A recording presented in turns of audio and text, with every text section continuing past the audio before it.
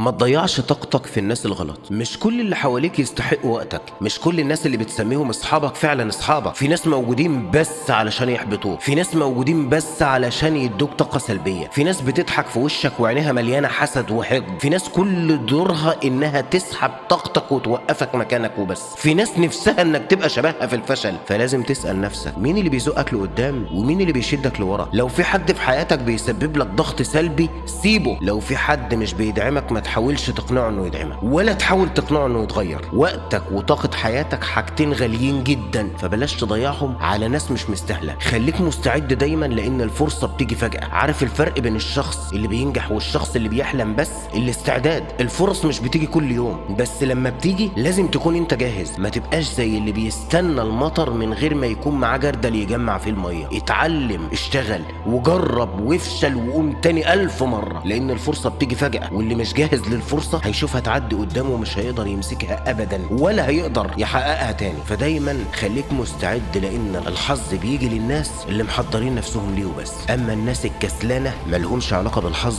ولا الحظ هو معدي بيشوفهم في الطريق. فخليك جاهز.